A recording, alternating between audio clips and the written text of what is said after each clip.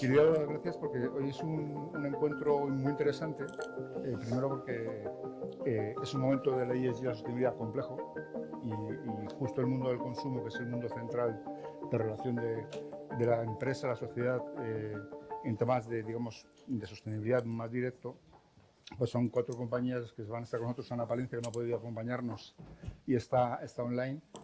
Compañías que están en un punto central de lo que es la agenda del consumidor, la agenda del ciudadano, y que frente a visiones que piensan que, bueno, pues que las empresas siguen a la sociedad y el tema del propósito es un poquito de reacción, nosotros tenemos una visión distinta, y es que buena parte de la sensibilidad social hacia la sostenibilidad es que se vive porque las compañías de consumo lo empujan. O sea, cuando tú vas al estante o vas a ver una campaña o ves una campaña de publicidad, ves que son las empresas las que han empezado a posicionarse claramente en temas de sostenibilidad y en temas de una visión concreta de cómo tienen que ser las compañías. Y en momentos justos como este, que son muy complejos, porque tenemos a políticos, a actores sociales hablando y opinando sobre el papel de las empresas y tema del consumo responsable, no han dado un paso atrás. O sea, yo creo que de hecho son compañías que están marcando mucho el ritmo y que en momentos como este, que hablamos de COVID, pero vivimos en crisis del año 2008, con Lehman, y ahora mismo lo que estamos viendo son ya casi 15 años de una sociedad muy castigada y una sociedad que ahora mismo, después del COVID, ha sido el culmen, pero en este periodo han sido las compañías de consumo las que han ido realmente marcando un modo de entender cómo tiene que ser la economía y cómo tiene que ser la relación con las empresas, ¿no? Lo bueno de LinkedIn es que podéis ver los perfiles de todas ellas con mucho más detalle. Sí que me gustaría remarcar 2 cosas. Primero, no están solo mujeres porque haya que... Es que este es un negociado de sostenibilidad donde después de 20 años han sido las mujeres las que lo han ido construyendo. Entonces, y las principales compañías en una función tan estratégica es muy importante que también lo estemos viendo, ¿no? No es un tema de cuotas, sino que son personas que han desarrollado la función durante 20 años y que realmente cuando llega este momento han asumido el protagonismo. Y después llevan 20 años en esta materia. O sea, que al final ahora mucha gente está poniendo sus tarjetas en sus LinkedIn, experto en sostenibilidad ESG, cuando, digamos, conocen lo justo, a lo mejor. Y las 4 personas que están con nosotros hoy y Verónica son personas que llevan mucho tiempo trabajando en esta materia desde perspectivas de comunicación, consumo responsable, medio ambiente y también viendo mucho los procesos de cadena de valor, que también es un tema muy relevante, ¿no? Entonces,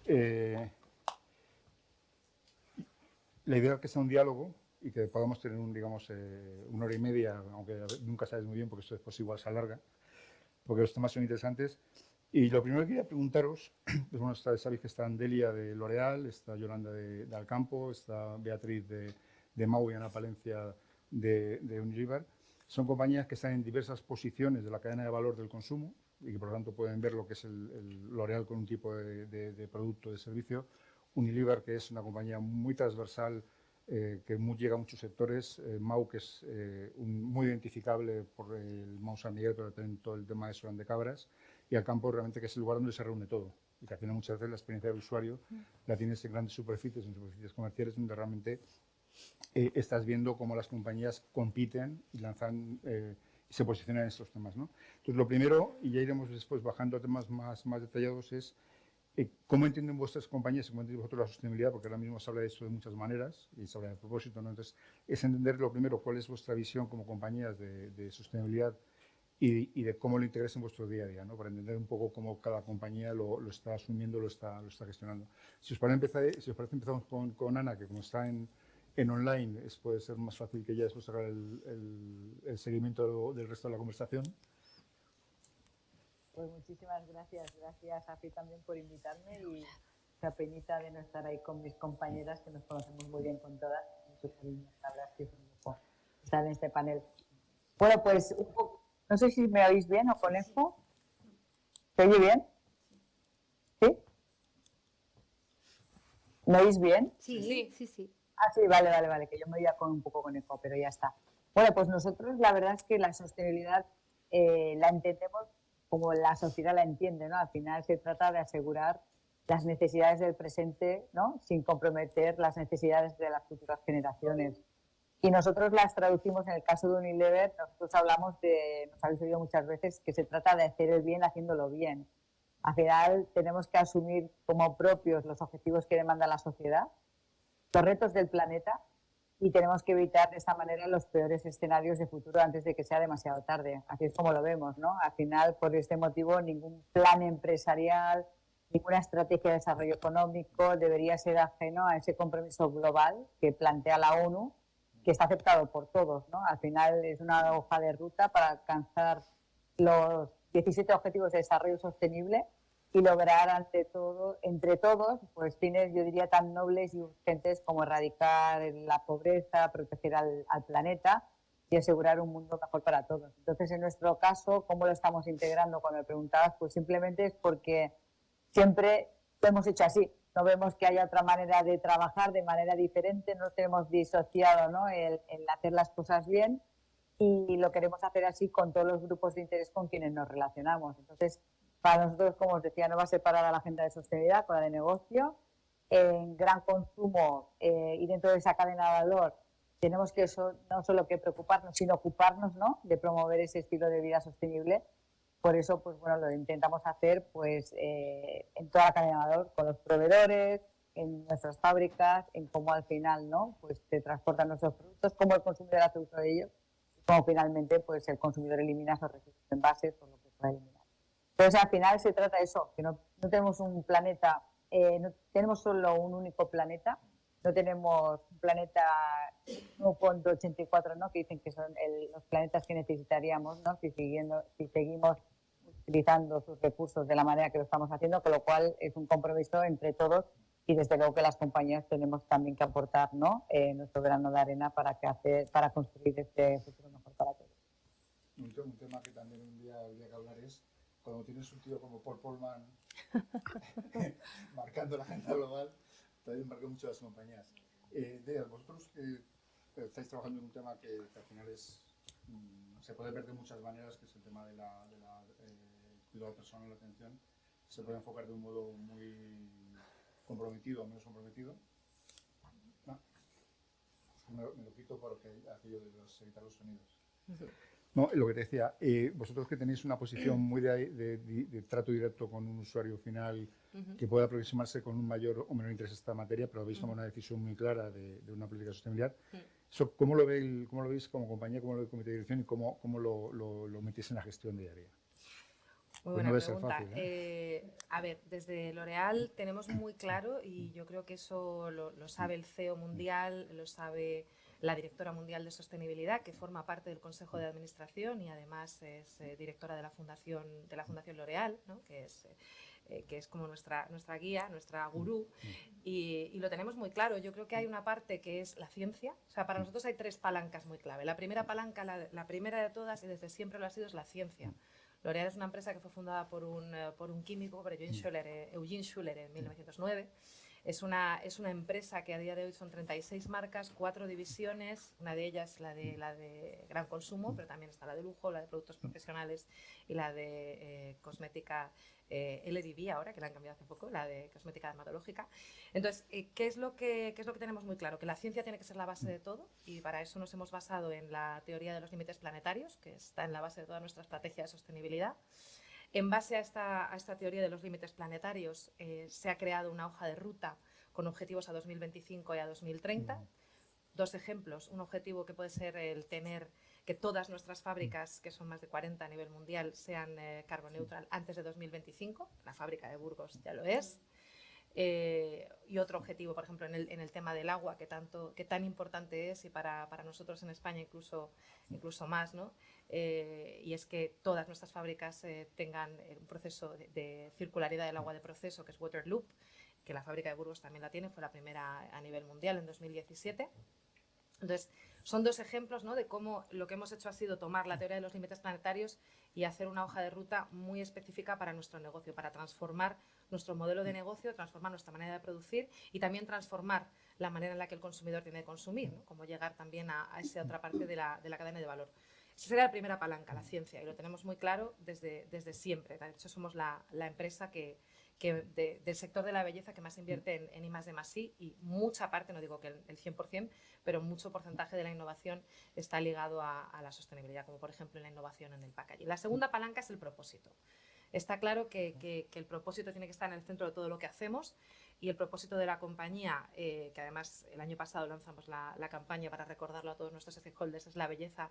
Creamos la belleza que mueve el mundo. O sea, somos una compañía de belleza, pero queremos que con lo que hacemos, que con nuestro modelo de negocio, movamos el mundo, movamos de la mano de nuestros stakeholders, de nuevo, de proveedores, de clientes, de consumidores, hacia una mejor forma de hacer negocios en base, de nuevo, a los límites planetarios, ¿no? Entonces, ciencia, propósito, y la tercera palanca es la ambición. O sea, ¿cómo podemos ir más allá? ¿Cómo podemos generar mayor valor? ¿Cómo podemos no dejar a nadie atrás? ¿Cómo podemos hacer una transición justa? ¿Cómo podemos crear puestos de trabajo? Por ejemplo, el año pasado, que a través de un programa de compra y contratación de Solidarity Sourcing, se llama, compra-contratación sostenible, para crear puestos de trabajo para colectivos vulnerables, pudimos el año pasado generar 305 empleos, ¿no?, para colectivos vulnerables. Esas serían las tres palancas, y así lo entendemos. En cuanto a cómo se integra, que es muy buena pregunta, lo primero, eso está en el board, está en el consejo de administración, está en el comité ejecutivo a nivel local, está en los comités de dirección de todas las divisiones, y traspasa de alguna forma también a través de lo que llamamos la tribu de sostenibilidad a todas las funciones y a todos los momentos de decisión. No es perfecto, hay que seguir avanzando y hay que seguir generando esa cultura de transformación sostenible, ese que cada decisión que se tome tenga en cuenta la sostenibilidad como palanca en esa decisión, pero en ello estamos, y el hacerlo, el cascadearlo a través de la tribu, pues nos ayuda mucho. Y quería hacer un apunte, porque has comentado al principio, y estaba pensando, qué curioso es que muchas de las que estamos aquí nos conocemos de diferentes foros y de diferentes, por ejemplo, de muchos foros, pero compartimos polígono en Burgos, compartimos asociación de Women Access Sustainability, compartimos también foros como ICOC, ¿no?, en los que estamos trabajando. Yo quería poner el puntito en que la sostenibilidad es algo precompetitivo en lo que al final trabajamos en alianza, y de otra forma no sería posible. Al campo, porque vosotros sí que estáis en una zona realmente escaparate. O sea, el consumo al final puede ir a un punto. Cuando realmente ves múltiples marcas, múltiples productos, cómo llevan años trabajando en estos conceptos, al cliente, al usuario, pasa de ser algo superficial a ser algo realmente que forma parte del offering junto al precio y otras cuestiones, ¿no? Y poco a poco habéis hecho más sensible al usuario. Como una compañía como El Campo, que además ahora mismo hay mucha presión política con el tema de la inflación, ¿cuál es vuestra visión de sostenibilidad y cómo lo lleváis al día a día del comité de dirección? Porque no debe ser fácil, ¿no? Bueno, la verdad es que, como ha comentado Ana y Delia, yo creo que la sostenibilidad para cualquier comité de dirección se ha convertido en una cuestión de base. El año pasado, en 2022, se redefinió la visión a nivel internacional. Al Campo, como sabéis, es una empresa francesa, pertenece a Auchan Retail. Estamos presentes en 14 países, en 3 continentes, y se definió la visión. Esta visión lo que hace que de alguna forma nos redirige a todos, ¿no?, y a todos los países, a todas las empresas, hacia un objetivo. Y esa visión se resume en comer bien, vivir mejor, cuidando el planeta. Es decir, realmente somos un retail que vendemos alimentación y no alimentación, pero nuestro grueso es la alimentación. Entonces, esto hace que todas las políticas, a partir de ahora, en todos nuestros objetivos personales, desde el director general hasta la última persona, está incluido esta dimensión, ¿no?, la dimensión de comer bien, ¿no?, y con todos los impactos que esto tiene sobre la buena alimentación, eliminación de grasas, de sal, vivir mejor, ¿no?, generar bienestar, cuidando el planeta. Entonces, pero bueno, esto ha sido la visión 2022-2032, pero Al Campo publicó su primera huella de carbono en 2010, es decir, que ya llevamos años trabajando en esto. Y en las emisiones directas prácticamente las hemos reducido un 90%, ¿no? En el Scope 1, principalmente gases refrigerantes, casi un 80%. Hemos reducido las emisiones por metro cuadrado de sala de venta. Y el Scope 2, que es el consumo de electricidad, fundamentalmente, pues hemos conseguido reducir más de un 20% de los kilovatios hora por metro cuadrado de sala de venta. y desde 2018 consumimos energía que procede de fuentes sostenibles. Y ahora estamos empezando, ¿no? Una vez que el coste de producir la energía renovable se adecua a nuestros parámetros financieros, ya estamos empezando a trabajar en este sentido. Pero, por ejemplo, a la hora de hacer inversiones estamos incluyendo el precio del carbono, ¿no? A la hora de hacer inversión, el precio del carbono tiene un coste y yo lo meto a la hora de calcular qué inversión es más rentable de las que tengo que hacer, ¿no? Son ejemplos de las cuestiones que estamos haciendo. Y en ese comer bien, vivir mejor, cuidar el planeta, desde el punto de vista medioambiental, trabajamos en la economía circular. Ya contaremos, tenemos 38 centros de residuo cero, pero luego os comentaré.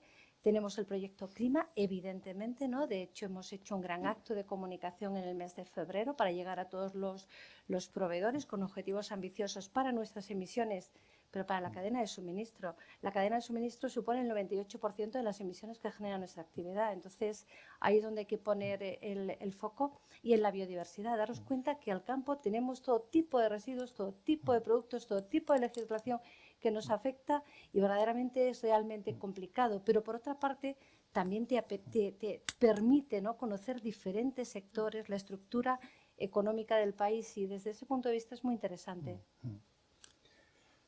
Vea, nos conocemos hace muchos años porque hemos trabajado mucho. Sí, es una compañía que al final es otro día hablábamos en una sesión que dimos juntos sobre las empresas del pecado, ¿no?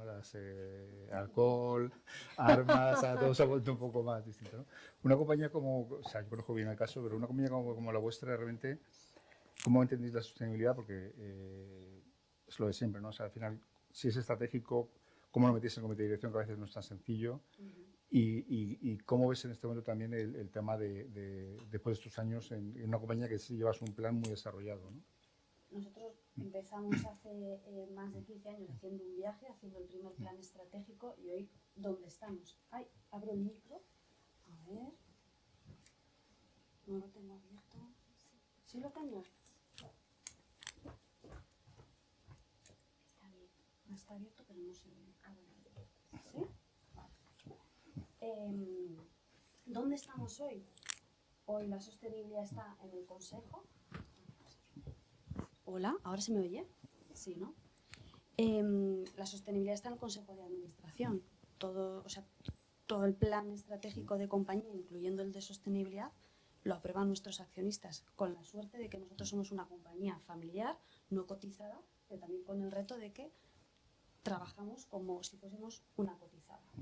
A partir de ahí está en el propósito de la compañía, está en los objetivos del comité ejecutivo y de todas las áreas de negocio. Está súper implicada, y como me decían hoy, es que la sostenibilidad es una cuestión muy seria, porque no solo es una cuestión de negocio, que también es una cuestión donde yo creo que lo habéis comentado todas, al final es tu esencia, es tu cultura, son tus valores, es tu palabra en el mercado, tu palabra a los proveedores, a los clientes, y al final es como, pues eso, como tu esencia más íntima, y lo que estás poniendo encima de la mesa, tu modelo, hacia dónde va tu modelo de negocio. Nosotros, como os digo, hemos hecho un viaje en los últimos 15 años y ahora mismo raro es el día que estos temas no son temas con presidencia y con el comité ejecutivo. Es algo que está, no solo porque es un asunto público de primera relevancia, cuando hablo de asunto público es por supuesto regulatorio, pero sino que también es un asunto de competitividad en el mercado, que no de competencia. Y esto lo uno con lo que ha comentado Delia. Otro punto en el que estamos hoy es que la sostenibilidad la construimos entre todos. La construimos con nuestros clientes, con nuestras empresas, con nuestros colaboradores, porque el reto es tan grande que es imposible que lo trabajemos nosotros solos. Para eso marcas unos objetivos claros, implicas a toda la cadena de valor, y nosotros también estamos mirando el horizonte, el cómo podemos adelantarnos a todo lo que va a venir. Como a grandes rasgos, los retos que veo es que el medio ambiente es un más, o sea, todos vamos y estamos trabajando en ser carbón neutral en el 2030, incluso L'Oréal en el 2025, ¿no? Que ya me parece adelantarse y un reto increíble. Ese es un tema, los envases, la economía circular, que está ahí, está en el consumidor y lo estamos acelerando. O sea, yo diría que las empresas de gran consumo lo aceleramos todavía más, somos más ambiciosos en los objetivos. Y a mí hay otra cuestión de la que me gusta mucho hablar, y yo creo que también se ha hablado, y es que nosotros generamos progreso socioeconómico y el factor social, el empleo, el cómo vivimos, la calidad de vida, creo que hoy no está tan regulado, ¿no? Que ahí estamos todos trabajando en esta parte, y creo que va a ser un vector clave en los próximos años. Y yo diría que ¿cómo estamos? Pues adelantándonos constantemente a todo lo que viene, intentando todavía acelerar esa transformación, ¿no? Que ese es nuestro rol, ser verdaderamente transformadores. En un escenario que no es fácil porque ahora señor Fink está dando por todas partes. No, Verónica, quería, antes de que ellas nos cuenten, ya pasar de lo interno al externo es, al final, cómo el mundo de la empresa, sobre todo en nuevos modelos económicos, economía circular, valorización de la economía, temas que muchas compañías o muchos proveedores no hubieran entrado porque supone inversión. ¿Qué papel crees que han jugado las empresas cuando las empresas incrementen sus nuevos modelos, se afiancen y no sean solo un tema de discurso, sino que realmente haya cadenas, digamos, de valor completas que ya están pensando en economía circular? ¿Hubiera pasado sin ellas o hubiera sido distinto el proceso, no? Bueno, la respuesta corta es obviamente sí. no. Sí, pero tú cómo lo ves, como Sí. tú lo ves como observador económica, que al final está estudiando toda la cadena, que muchas veces no es tan sencillo porque parece que si no lo obligas hay muchos que no entrarían, ¿no? Efectivamente. Bueno, quiero aprovechar, estoy encantada de estar en tan buenísima compañía, me siento un poco outsider, pero y bueno, y mencionar la oportunidad de la fecha que habéis elegido para celebrar este evento de presentación, porque hoy es el Día Mundial del Reciclaje, que desde el año 2005, bueno, tenemos esa fecha en el calendario para recordarnos lo importante que es una de las dimensiones, ¿no?, de la economía circular, que es el reciclaje. Si bien pues quizá deberíamos también prestar muchísima atención a las dos R's previas, ¿no?, a la reducción y a la reutilización.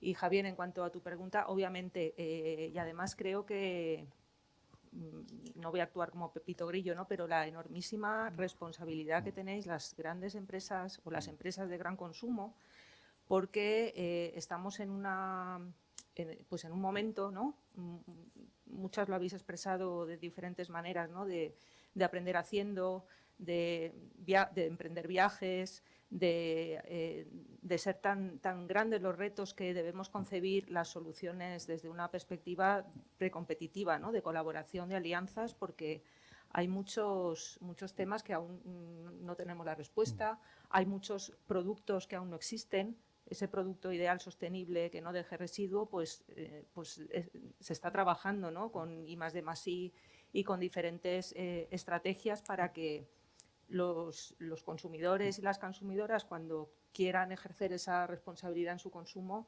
lo puedan hacer, porque creo que hoy en día no podemos, ¿no?, desde ahora hablando como consumidora, no podemos hacerlo plenamente, ¿no?, y ahí la oferta es quien tiene que pues, acelerar el paso, como estáis haciendo, y en complicidad, obviamente, con las administraciones públicas, con esa regulación, con los medios de comunicación, para que todo ese esfuerzo y conocimiento que ya habéis adquirido, ya estáis poniendo en práctica,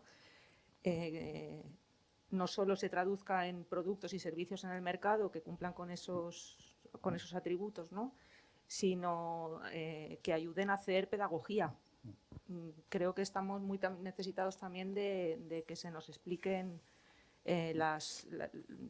lo bueno, lo malo, lo net zero, todos estos atributos, ¿no?, de sostenibilidad, en términos que seamos capaces de comprenderlos e incorporarlos también en el precio, ¿no?, como señalabas que estabais haciendo en Alcampo, ¿no?, esas externalidades, que seamos conscientes de ellas y que les demos valor. Así que sois líderes en este tránsito, ¿no?, hacia la sostenibilidad, y necesitamos, yo creo, que sigáis siéndolo. Si me permites, Javier, ¿se puede decir? Sí, por supuesto. Es que has dicho una cosa que me parece muy interesante, ¿no?, sobre el concepto de sostenibilidad, ¿no? Lo estamos utilizando mucho, ¿no?, y espero que eso no desgaste demasiado el concepto. Pero yo, nosotros que trabajamos mucho para intentar evitar el greenwashing, para cada mensaje que demos realmente esté respaldado, hace muchos años reflexionábamos acerca del concepto de sostenibilidad. El concepto de sostenibilidad es un concepto que es relativo. Nada es sostenible. Las cosas son más sostenibles, hay momentos que son más sostenibles que otras, pero nada es esto es sostenible y esto no, eso no existe. Hay procesos, productos que son más sostenibles que otros y además es un proceso en evolución. Si pensamos en los aparatos eléctricos y electrónicos, ¿no? Hace 5 años un electrodoméstico podría tener la clasificación A++ y hoy ser B o C, porque la tecnología ha permitido que aparezcan en el mercado nuevos aparatos, ¿no? Basándonos en la ciencia, en lo que dice Delia, todo esto va evolucionando. Por tanto, la sostenibilidad hay que tratarla así y eso hace que todavía sea más difícil trabajarlo, ¿no? Y expresarlo y comunicarlo. Entonces no hay cosas buenas y cosas malas, ¿no?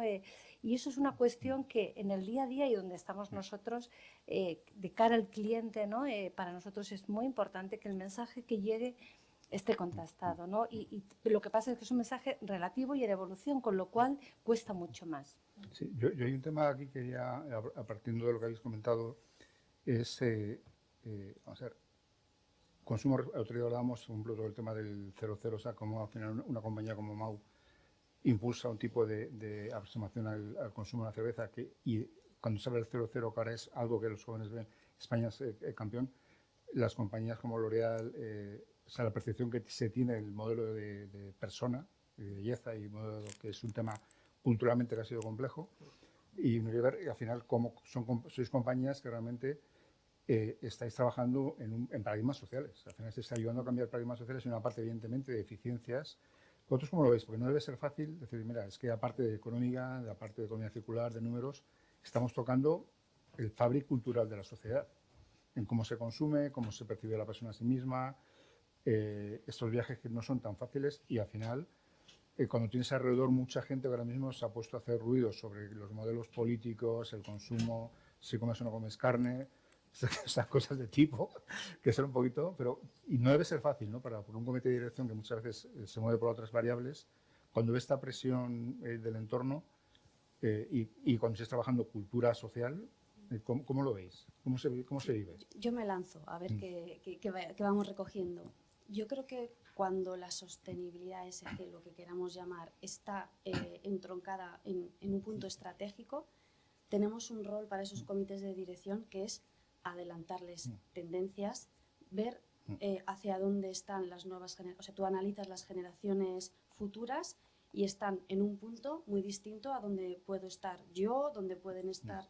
Entonces, tenemos ese reto de transformar. Y cuando tienes el reto de transformar, tú te anticipas. En el caso, por ejemplo, nuestro, tenemos muy claro la generación millennials, etcétera, qué pautas, qué modelos, o sea, qué valoran en su vida. Vamos, y a partir de ahí también te pones a construir, ¿no? Y puede haber que tengas, o sea, hay momentos y decisiones que rompes paradigmas. Nosotros lanzamos la 00, era algo que no se había hecho, bueno, pues en ninguna parte del mundo que nosotros supiéramos, desde luego, y hoy podemos decir que después de todo este viaje, España es líder en Europa y que ahora mismo tenemos una ventaja competitiva, no solo mi compañía, sino otras compañías y otras marcas. Y eso tiene un legado también positivo, que es que tú estás trabajando en un modelo y en unas pautas de consumo totalmente evolucionadas, saludables y que además conectan con unas necesidades del consumidor. Como esto, hay muchísimos más ejemplos en formatos, bueno, pues por ejemplo, los formatos más pequeños, ¿no? Hace muchos años tú ibas lo conocerá más Yolanda, ¿no? Todos los formatos eran muchísimo más grandes, familiares. Hoy las familias han cambiado totalmente en tamaño, entonces tienes que estar constantemente adelantándote. Creo que el reto es conseguir esas soluciones y esas innovaciones, y esto tiene una inversión de muchísimos años, de muchísimo conocimiento para adelantarte, pero creo que el rol de las personas que estamos en las áreas de sostenibilidad es justo ese, ¿no? El tirar la piedra y decir, ¿qué es lo que vamos a construir? el modelo de negocio por dónde tiene que tirar y ayudar al negocio. Y además la resistencia cuando pasan las cosas. Y en el caso de L'Oréal, porque ahí vosotros estáis ahora en un debate, o sea, el debate social sobre el modelo no de belleza, sino el modelo de percepción, de autopercepción de la persona, los estándares. En el entorno político no ha sido fácil porque de pronto se utiliza como una variable y ha sido un cambio de paradigma porque hasta hace unos años parecía que el mundo era de un tipo, la persona era de un tipo y ahora ya se ha normalizado la autopercepción de otra manera, ¿no? Y eso no debe ser fácil. Yo creo que, y me gusta que saques este tema porque precisamente esta semana estamos en la Semana de la Diversidad. O sea, bueno, estamos en el mes de la diversidad, mes europeo de la diversidad, participamos en este mes europeo de la diversidad, pero además es que esta semana estamos teniendo charlas, estamos teniendo diferentes aproximaciones a la diversidad entendida desde todos los puntos de vista. Y yo creo que efectivamente hay una parte de las compañías somos parte de la sociedad. Estamos hechas por personas y somos parte de una sociedad. La sociedad es la que es, las compañías que tenemos esos valores arraigados y en el caso de L'Oréal claramente la diversidad es un valor que está absolutamente integrado en todo lo que hacemos, pues eso tiene que respirarse por todos los poros de nuestra piel. Y esto implica la parte de producto. Dos ejemplos que me vienen a la cabeza, podría darte más, pero como dos ejemplos que creo que son bastante paradigmáticos. L'Oréal tiene 22.500 fondos de maquillaje diferentes. ¿Vale? Que esto, dices, ¿qué tiene que ver con la diversidad? Pues mucho, claro, evidentemente, desde el más blanco, blanquísimo, hasta el más oscuro, ¿no? Pasando por diversos tonos que ni se te podrían imaginar. Bueno, pues 22.500 fondos de maquillaje. Pero es que además, el año pasado sacamos un proyecto muy innovador de la mano de Lancôme para un aplicador de robótica, para un aplicador del maquillaje para personas con movilidad reducida, ¿no? Es un proyecto piloto a día de hoy, pero que estamos trabajándolo para que poder escalarlo y que es un ejemplo también de cómo abordamos esa otra diversidad. Eso en producto, pero también las personas, cómo entendemos la diversidad dentro de la compañía. Y un ejemplo es eso, esta semana tenemos diferentes charlas, diferentes ejemplos de proyectos. La diversidad cultural, cómo integramos también esa diversidad en nuestra cadena de valor, que he puesto antes un ejemplo de nuestro programa Solidarity Sourcing, pero podría decir también que tenemos un programa desde 2016 de la mano de Fundación Tomillo para formar a personas en riesgo de exclusión para que sean consultoras de belleza, ¿no? Y como el año pasado además este programa se adapta a la realidad social y el año pasado lanzamos por primera vez una edición para refugiados, que lo hemos repetido este año y que está teniendo un éxito tan grande que nos acaban de dar un premio, por cierto. Entonces, y que tenemos aquí a la que lo lleva, que está aquí orgullosa como tiene que ser. Entonces, yo creo que son ejemplos de cómo tiene que permear. Un valor, es una cosa que si no lo integras en todo lo que haces, en tus productos, en tu forma de trabajar, en tu forma de formar al personal, en tu forma de formar a los que van a ser parte de tu personal o los que van a estar en tu cliente dando la cara, como a través de este programa que acabo de comentar, y lo hablaba esta mañana porque teníamos un día de los proveedores y decía, las personas que forman parte de este programa se enamoran de tu marca. Y se enamoran de lo que estás haciendo y entienden los otros valores que podemos hablar de muchos más, ¿no? Como puede ser pues eso, economía circular, etcétera. Lo entienden porque han formado parte del proceso, porque han integrado esos valores desde el principio. Pues al final la compañía, si queremos transformar, es integrar esos valores dentro de todo lo que haces, de tu día a día, y que forme parte de tu proceso de decisión, como decíamos al principio. Yo conozco el caso de Tomillo porque soy miembro del Consejo Asesor y este programa al principio había... y ha visto cómo funciona y cómo realmente la gente ha participado y cómo y salen y realmente tiene un impacto en su vida. Y es una maravilla porque realmente ves que es que parece una cosa superficial, ¿no? Pero estás trabajando algo que es importante para la sociedad, ¿no? Ana, vosotros que sois una compañía, o sea, sois todos globales, pero evidentemente la dimensión de Unilever, los mercados, porque al final no todos los mercados son iguales, ¿no? Los mercados latinos, mercados anglosajones, figuras también como Paul Polman que realmente impulsaron una visión. ¿Vosotros os consideráis un actor en el cambio social, un actor en el cambio de paradigmas culturales? Porque al final, cuando se comienza este viaje, te encuentras con una sociedad, lo hablamos otro día en una sesión, en los años 90 con la película esta Wall Street, si no eras rico, con 30 años estabas muerto. Y en 30 años tenemos una sociedad muy distinta, ¿no? Y en buena medida también han sido las empresas sobre todo empresas de consumo las que han mandado esto. Vosotros que tenéis un rango tan amplio de presencia internacional, de compañías, de productos y servicios, ¿cómo percibís vuestro papel en esos cambios de comportamientos culturales? Bueno, la verdad es que yo creo que Beatriz lo comentaba un poquito, ¿no? La verdad es que nosotros estamos siempre pendientes, ¿no?, de intentar dar respuesta al consumidor, ¿no?, y a las tendencias. Hemos vivido los años 80 que garantizábamos productividad, la seguridad alimentaria. La primera década del siglo XXI estamos con toda la alimentación funcional, que ya no hablamos apenas, ¿no? Y me acuerdo en esa etapa junto con Yolanda que estábamos en todos los foros hablando, ¿no?, de que los alimentos tenían que nutrir, además de nutrirnos, tenían que tener algún beneficio para la salud. Y hoy se habla de sostenibilidad. Entonces, más que ayudemos y promovemos, yo diría que estamos dando respuesta al consumidor, a lo que está pidiendo, ¿no? Y además hay muchísimos datos que hablan por sí solos, ¿no?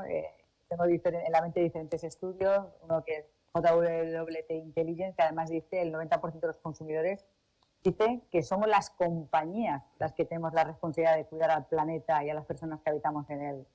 Y un estudio reciente también de Barco Comunicación de aquí de España dice que los 60% de los españoles se decantan por marcas sostenibles y la mitad de la población tiene en cuenta, ¿no?, la huella social de las empresas en su decisión de compra. Entonces, si con todo esto tenemos que garantizar, ¿no?, que el consumidor nos compre, y porque además el consumidor ha cambiado, ya no es un consumidor pasivo que espera, llega ahí al campo, ¿no?, a todas las tiendas de Yolanda, ¿no?, llega allí y elige el producto. Bueno, Yolanda, ya Yolanda, ya me gustaría que para mí, bueno, donde está Yolanda y que también son un poco suyas, ¿no? Entonces, al final el consumidor ha cambiado, es un consumidor muy activista.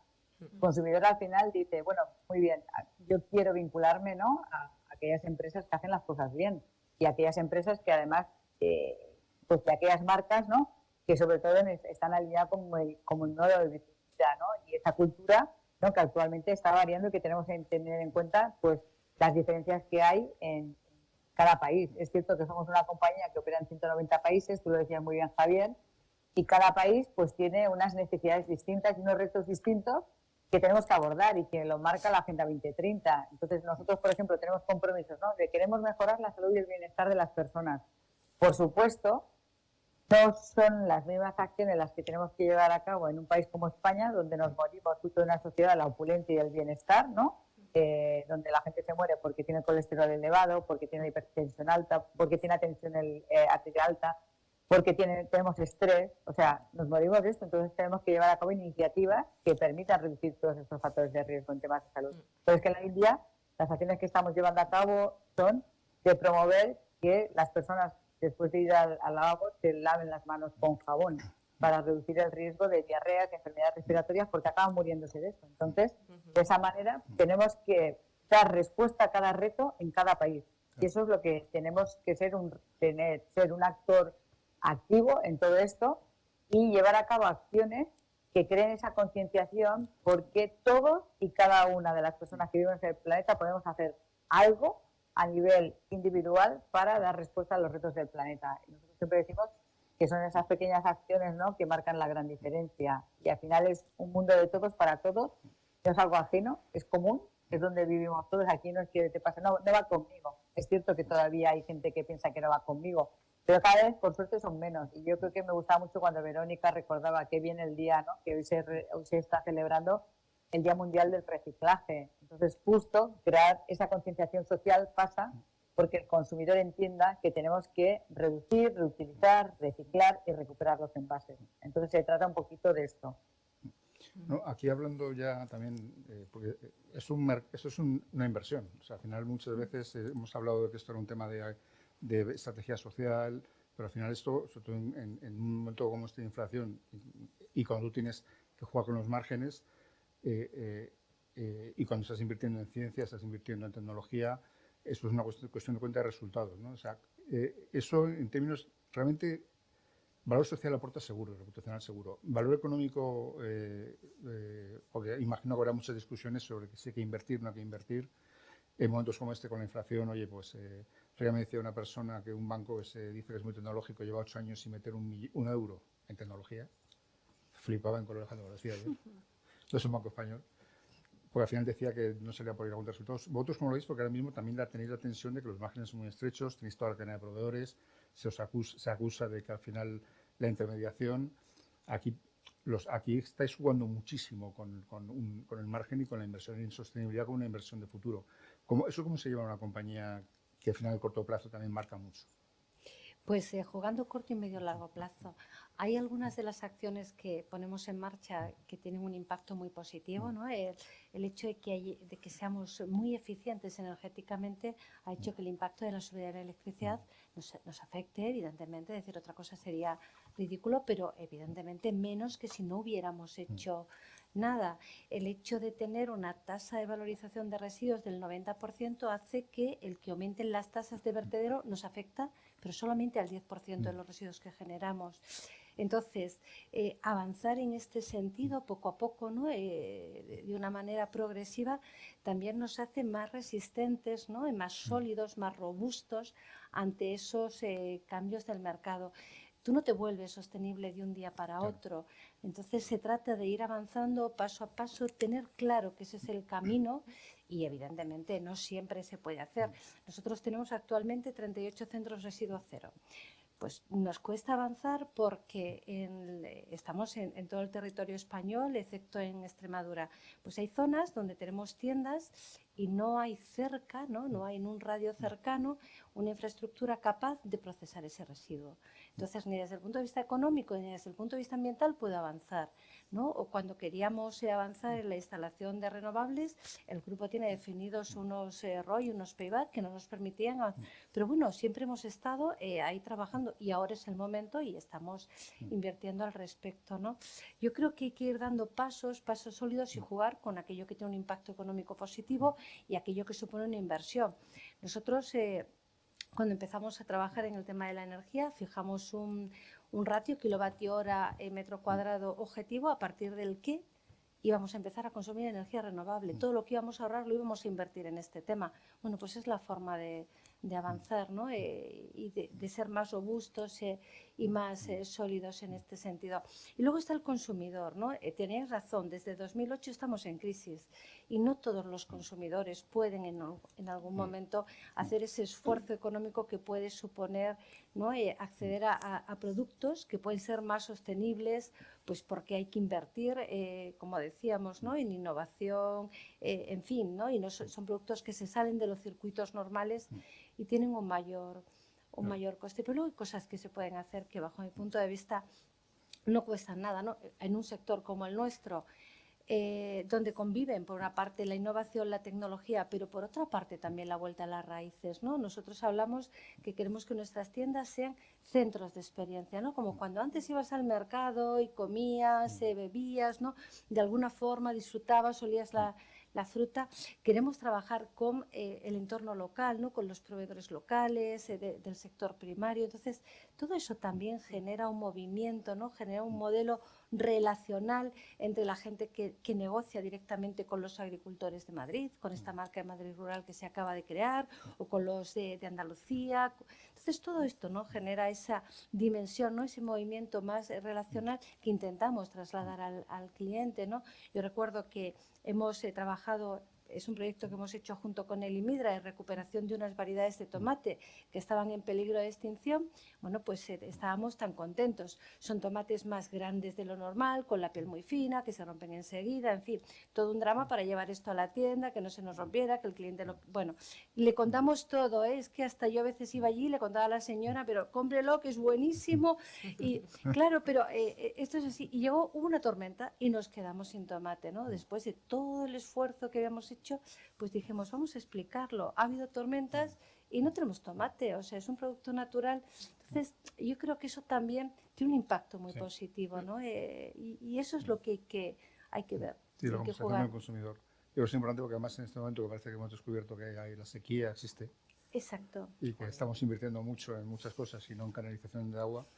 A mí me interesa mucho en el caso de L'Oréal el concepto de inversión en ciencia, ¿no? Porque parece que son negocios superficiales y debajo tiene que haber mucha inversión porque al final son inversiones de riesgo, porque puede haber muchos proyectos que estáis trabajando que no salen, ¿Eso cómo lo gestionáis? ¿Cómo funciona la inversión en ciencia? Muy de acuerdo con lo que está comentando Yolanda. Yo creo que muy alineados en el sentido de que, a ver, hay inversiones que son claras y yo creo que en el gran reto al que nos enfrentamos hace que tengamos que ser valientes con las decisiones. Y te voy a poner un ejemplo de Burgos. Si te magnífico, yo soy burgalés, ¿eh? Pues mira, mejor me lo pones. Y además que lo conocemos bien y de verdad es que tiene ejemplos muy buenos. El caso de a mí cuando me lo contaban, cuando yo llegué a la compañía y me contaron, oye, ¿cómo fue esta inversión? 2015, estamos hablando de 2015. Ojo, que en 2015 nacieron los Objetivos de Desarrollo Sostenible, que es que hasta 2015 no existían. Existían los de Milenio, pero no los de Desarrollo Sostenible. Bueno, pues esto se hizo en 2015 y se invirtió en una planta de biomasa local, con un proyecto colaborativo con la provincia. Y esto realmente era, no me sale la palabra en español, rentable de un primero. Pues no, de primeras no. Fue una decisión, primero, porque se había puesto un objetivo, como digo, a 2025, que todas las plantas tenían que ser neutras en carbono y se quería avanzar y competir internamente, sanamente, lo hablábamos antes, que en L'Oréal hay mucha competencia interna de, oye, yo quiero hacerlo antes que tú, quiero tener mi planta neutra en carbono, quiero hacerlo, porque esta es la hoja de ruta de la compañía y yo quiero ser el primero en tenerlo. Fuimos los segundos, pero casi. Y se invirtió en algo, se tomó una decisión claramente por una convicción. ¿Qué ha pasado después? Subida de precio de la energía, etcétera, etcétera. Ahora no es rentable, es mega rentable. O sea, quiero decir, ahora estamos contentísimos de haber tomado esa decisión de los primeros en todo el mundo y de tener una de las fábricas más sostenibles del mundo de la compañía. O sea que una convicción, una inversión que de primeras, pues si hubiéramos mirado el periodo inicial, pues hubiéramos dicho, pues no nos salen las cuentas de primeras, pero salen las cuentas del planeta, por un lado, y se toman decisiones, creo que para iniciar un camino y decisiones importantes y decisiones valientes. Entonces yo creo que ahí hay que ser, y tomando también lo que has dicho antes, Beatriz, ¿no? Hay que ser retadores. Yo creo que el papel de la sostenibilidad es retar a la compañía en esa hoja de ruta, pero también tener muy en cuenta, intentar también jugar con las cartas que tenemos. Y ahora tomando el caso del consumidor, queremos avanzar mucho en todo lo que es el rellenado y la recarga de los productos, y eso es algo que al consumidor le va a salir también más rentable, le va a salir mejor de precio, pero es que además va a salir mejor al planeta porque vamos a utilizar menos materiales y nos va a venir a todos bien. O sea, es un win-win. O sea que jugar un poco todas esas cartas, jugar la carta de la valentía, pero también jugar la carta de, oye, que no tiene por qué ser siempre más cara la sostenibilidad, a veces es más barata, y productos como la marca Garnier, que son productos que están muy bien de precio, que son productos y que integran toda la parte de las green sciences, de las ciencias verdes. O sea que se pueden hacer las cosas también, incluso democratizándolas, ¿no? Sí, eso es importante. Yo, Javier, por meter un poco también, o sea, yo creo que... Vuestro caso también, que algo conocemos. Yo un poco lo que vivo, ¿eh? O sea, ser punta de lanza tiene su riesgo, ¿no? Cuando te adelantas a todo, cuando evidentemente una inversión dices, ¿y yo? ¿Cuál es la amortización? O sea, esa decisión ahora mismo es importante y no vale para todos los frentes abiertos que tenemos de sostenibilidad, porque hay cuestiones que tienes que manejar totalmente el corto y el medio plazo. Pero yo sí que vivo que hay una corriente imparable de toda la cadena de valor, de cliente, consumidor, marcas, competencia, que todo el mundo está en esta senda, que no es una senda que con la pandemia se haya reducido, todo lo contrario, en cuanto a velocidad, me refiero, la velocidad gana, hay una corriente que tú tienes que seguir y hay cuestiones que ¿dónde está la decisión? Es que hay cuestiones que te puedes quedar fuera del mercado. Es que si yo no muevo ficha en que tenga cero plástico, que mi packaging sea súper sostenible, retornable, es que igual no vendo al campo. Igual Yolanda me dice, es que a mí, yo quiero reducir mi huella de carbono y tengo unos objetivos. ¿No me lo ha dicho? ¿Qué te lo dice? Es una realidad, seguro que Ana también, ¿no? Me refiero yo quería también, complementando lo que dicen Delia, Yolanda y Beatriz, y añadir algún dato más. de la evidencia que tenemos nosotros como compañía, la verdad es que nosotros después de que empezamos a comunicar, porque también es cierto que la comunicación tiene un rol clave, porque por mucho que hagamos, si no compartimos y decimos lo que estamos haciendo, al final el consumidor tampoco lo va a saber. Entonces, también es cierto que ahí es un reto, ¿no? El tema de la comunicación y cómo hacerlo para que lo entienda el consumidor. Y también, sobre todo, dejar de decir y empezar a hacer, hay también otros, ¿no? Que también están, como se dice mucho ahora, ¿no? Pasar del bla, bla, bla, cha, cha, cha, ¿no? Pero en ese sentido sí que es cierto que nosotros podemos decir algunos datos un poco para ayudar. Desde que iniciamos pues esa comunicación de todo lo que están haciendo nuestras marcas sostenibles, que nosotros las definimos como aquellas marcas que marcan una diferencia a nivel social o medioambiental de manera que es relevante para la verdad del producto y motivante para el consumidor, es decir, una marca como DAF, ¿no? Ya como estamos también con L'Oréal, ¿no? Pues la parte de que está haciendo pues todo el proyecto, ¿no? El propósito de promover la autoestima y la belleza real de las mujeres, no tiene mucho sentido que hable de la lucha contra el desperdicio alimentario. Esto ya lo está haciendo otra marca como Hellmann's, ¿no? Que es una marca de alimentación y tiene más sentido que lo haga, ¿no? Entonces, para entender un poco lo que es el propósito de marca. Entonces, nosotros tenemos ya evidencia para poder decir que las marcas que tienen propósito crecen el doble de rápido que las que no lo tienen. O sea, el doble de rápido. Y además, ese es el impacto en el negocio. Por eso también, además del compromiso que tenemos en materia de sostenibilidad, es que hay un impacto a nivel de negocio. Y por eso todas las marcas que aún no tienen ese propósito están en pleno proceso de desarrollar el propósito de marca. Eso es uno. Por otra parte, también la sostenibilidad nos está ayudando muchísimo a atraer y retener talento. Es decir, en la parte de empleados, somos compañía empleadora número 1 en 50 mercados donde operamos y el principal driver del por qué pues el talento quiere formar parte de Unilever es porque considera que somos una compañía que estamos haciendo las cosas bien en materia de sostenibilidad. Entonces, esto también se traduce ya cuando tenemos a los empleados, ¿no? Al talento dentro de la casa, en todo lo que es el engagement, el compromiso de los empleados, que nos sube muchísimo cuando una de las preguntas que sale es el tema de la sostenibilidad. Y ahí tiene un peso muy importante y estamos pues, con niveles de engagement, de compromiso, más del 80%.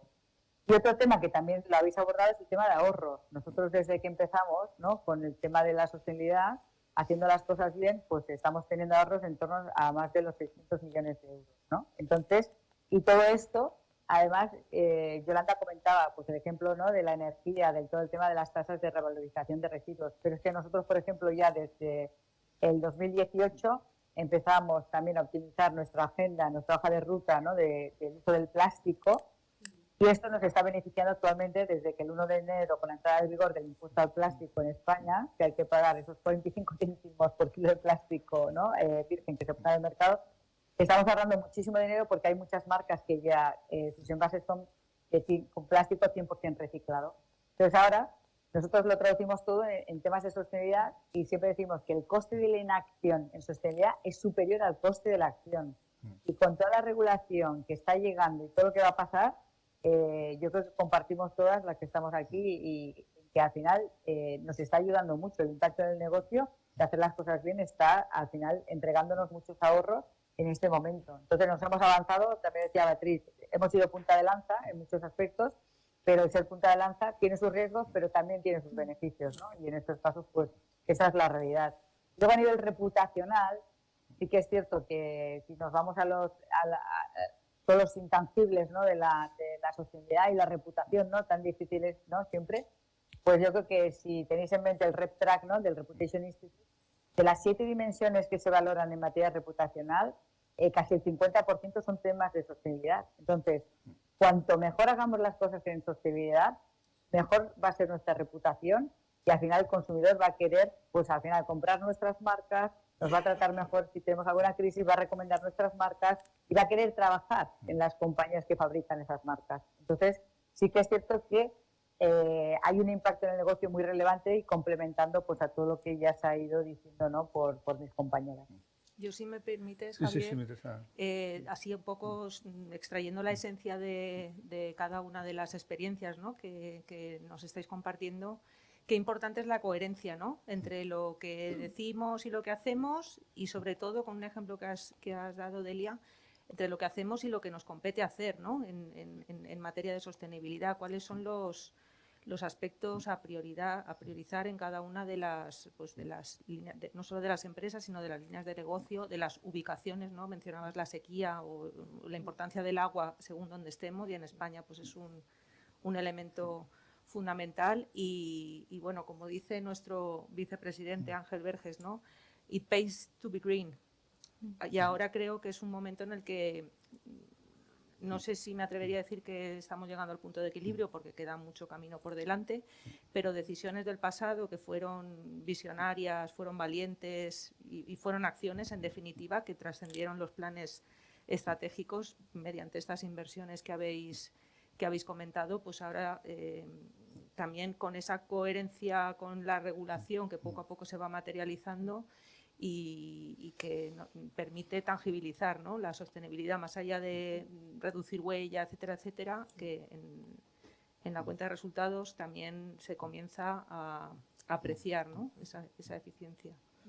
Sí, aquí hay un tema que además la posición que tienes en la cadena de valor, ¿no?, en un momento como este donde realmente la sostenibilidad es cara. O sea, para una compañía que tiene que invertir, pero vosotros estáis en posiciones centrales donde tenéis muchos actores alrededor, proveedores, distribuidores, gente que rodea la compañía, que al final lo que es tiene una emergencia no financiera, ¿no? Y vosotros tenéis que jugar ese papel de garantizar que se mantengan en el discurso. ¿Cómo lo hacéis? Porque al final tiene que haber mucho la sensación o la confianza en que vais a seguir apoyando estas cadenas de valor que os rodean, ¿no? ¿Cómo es vuestro día a día, sobre todo en un momento como este, con la inflación que está ahí, con una situación, digamos, de costes crecientes en las compañías, donde sabemos que el agua va a generar costes que vienen por detrás, donde el discurso público no lo hace fácil?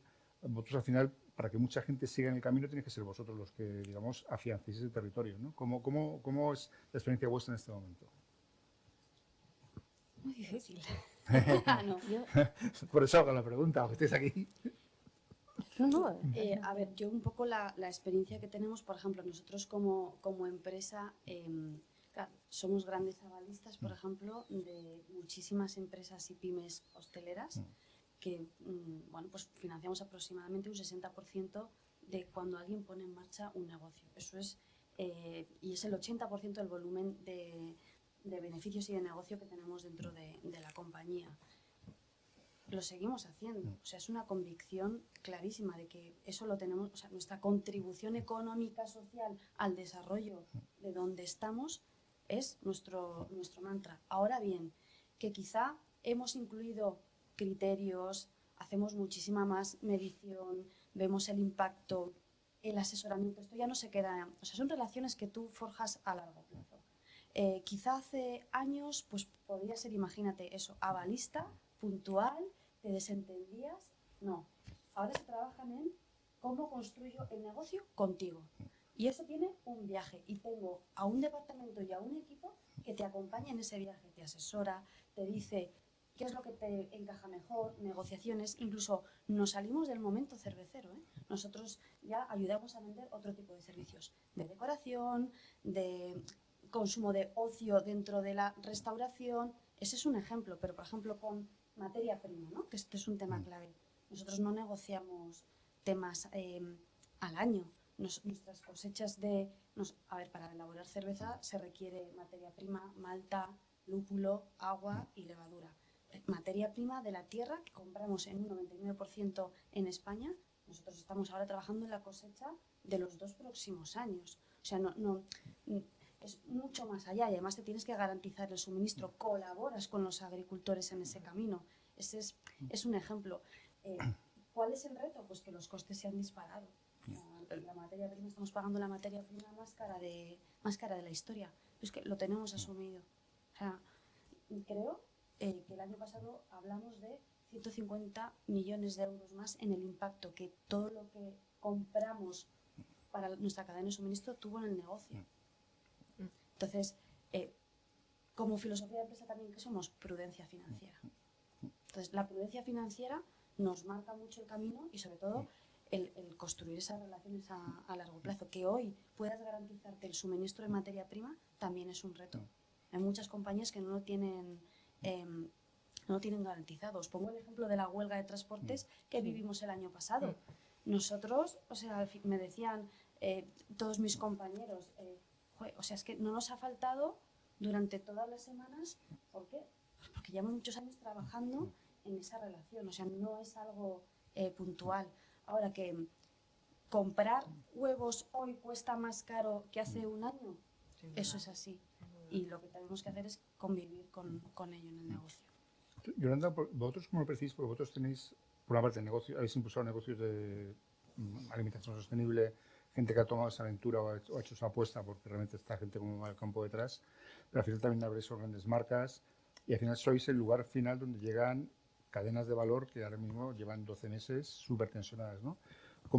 ¿Qué percepción tenéis de lo que está pasando y realmente y cómo ayudáis a vuestras cadenas de valor, sobre todo a las partes más débiles, a que puedan seguir manteniendo por lo menos unos estándares de sostenibilidad que a lo mejor ahora, al ser más caros, tensionan mucho más sus cuentas de resultados, que son pequeñitas? Sí, es muy difícil. Yo creo que la relación a largo plazo que decía Beatriz es una de las características, ¿no?, del modelo de negocio de Alcampo. Hay una cuestión muy relevante aquí, ¿no? Nosotros creemos que la situación actual que vivimos, una de sus causas tiene que ver con los modelos de desarrollo que hemos tenido hasta ahora. Entonces, o cambiamos o vamos a la deriva. Entonces, lo que intentamos hacer es transferir el conocimiento, la experiencia que tenemos a nuestros proveedores, a los más pequeños, ¿no? Evidentemente, los grandes proveedores hay menos problemas, es una cuestión más de negociación y demás. Pero tenemos en nuestra cartera casi 1.500 proveedores pequeños, pequeñas y medianas empresas con las que trabajamos en cada territorio. Y lo que hacemos es una transferencia de todo el conocimiento, nuestro saber hacer. Hablabas del tema de los huevos, efectivamente es un tema clave, pero es que además nosotros tenemos una política de bienestar animal donde no queremos vender huevos de gallinas que estén en jaula. Claro, eso tiene un impacto económico. Claro. Hay proveedores que han hecho una inversión que además responde a una legislación europea, unas directivas europeas, y no tienen amortizada la inversión, ¿no? Pero, ¿cómo se gestiona todo esto? Pues hay mucho diálogo, ¿no? Hace poco me reunía con las interprofesionales de la carne, ¿no? Porque estaban un poco preocupadas esta tendencia de no consumir carne, del incremento de las materias primas, el tema del agua, ¿no? Y yo les decía, porque está la interprofesional del pollo, del vacuno, del conejo, pues decía, os tenéis que unir, ¿no? Tenéis que sumar fuerzas, es que solos no podéis hacer nada. También se ha hablado, el ODS 17, efectivamente tenéis que trabajar juntos, no tiene sentido de cada uno, tenéis que crear metodologías de huella de carbono, de reducción de agua, hacer alianzas con las universidades, con el mundo científico, y lo tenéis que hacer, nadie solo puede hacer esto. Entonces tenéis que ver cuáles son vuestras principales necesidades. Y bueno, ahí estamos intentando conjugar esto, ¿no? La subida del precio del huevo y nuestra política de bienestar animal, los compromisos que hemos adquirido con la sociedad y con los proveedores.